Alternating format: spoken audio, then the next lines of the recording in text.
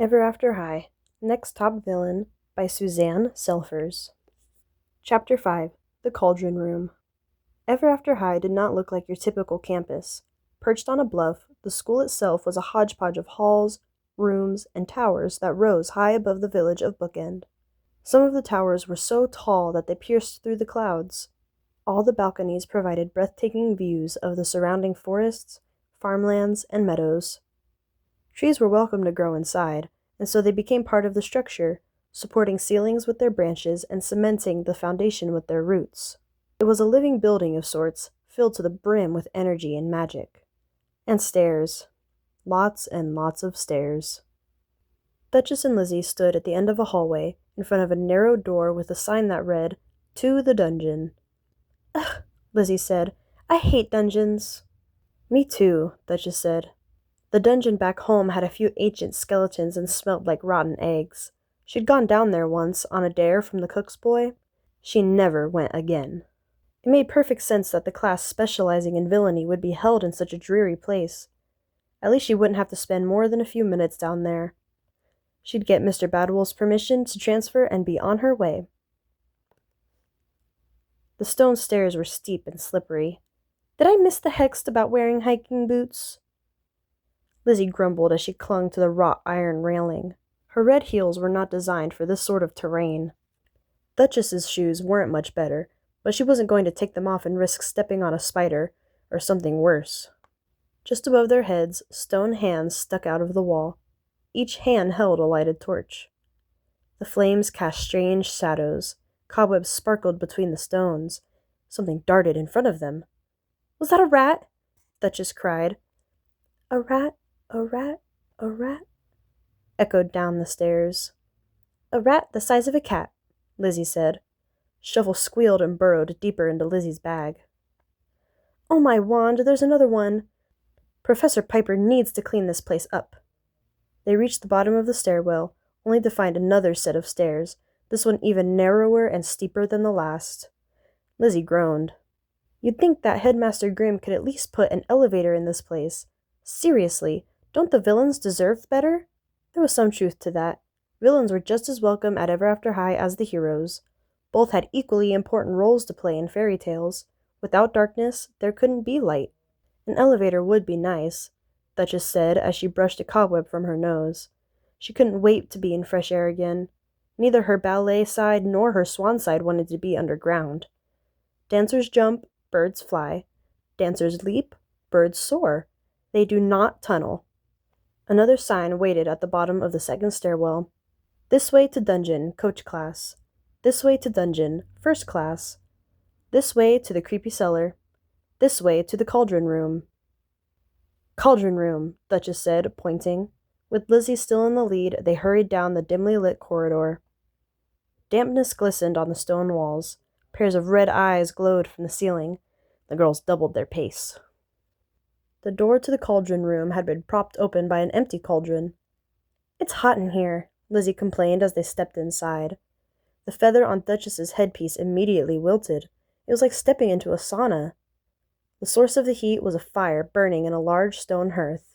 3 cauldrons were suspended over the flames. The first bubbled with thick green swamp water. The second popped and sizzled with blood-red lava. The third swirled like a whirlpool of mud. Lizzie and Duchess both peeled off their jackets. "It's much cooler over here," a girl called. Her name was Ginger Breadhouse. She was sitting on a wooden stool, as were 3 other students. The remaining 2 stools were empty. The bell rang. Lizzie hurried across the stone floor and grabbed one of the stools. She set her book bag on the floor, then waved for Duchess to join her. But Duchess decided to stand by the door and wait for the teacher. No reason to get comfortable if she wasn't staying. A deep clearing of a throat startled Duchess. Mr. Badwolf entered the room, a clipboard in his hands. He was immaculately dressed in a 3-piece plaid suit, a pocket kerchief, and a bright red necktie. His gray hair hung in thick, luxurious waves. He sniffed the air, then looked at Duchess with his yellow canine eyes. Her heart fluttered for a moment. Wolves are hunters. If she turned into a swan at that very moment, would he pounce on her? But no pouncing occurred, nor did he ask Duchess why she was standing alone by the door and not sitting with the others. He adjusted his tie, then strode across the room. "Welcome, future villains," he said, his voice deep and growly. "I am your instructor, Mr. Badwolf."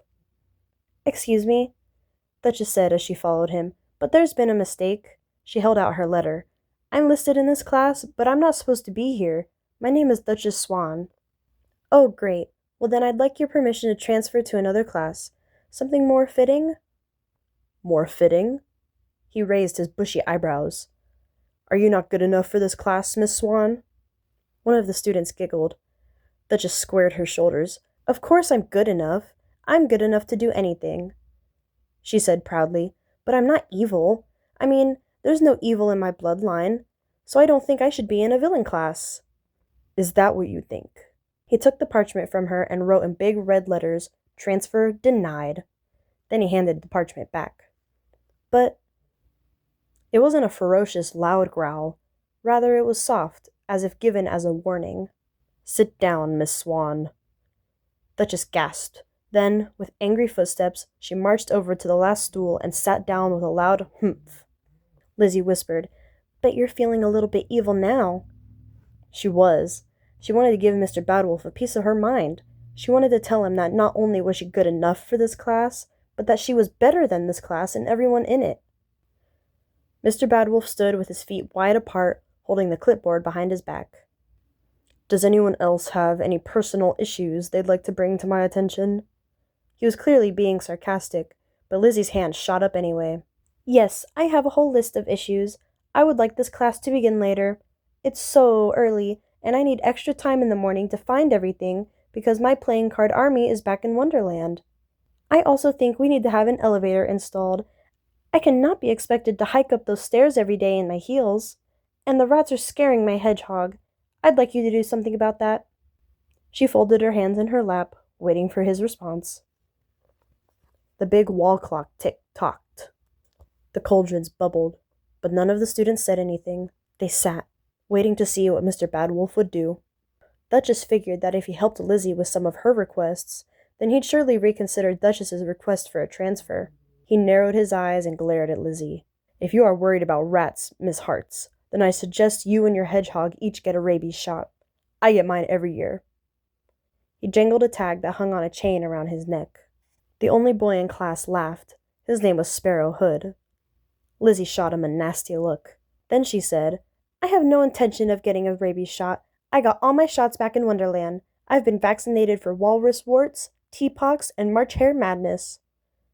Mr. Badwolf ignored her. He removed his pocket kerchief and brushed dust from the edge of his desk. Then he sat. "General villainy is one of the most demanding classes at Ever After High.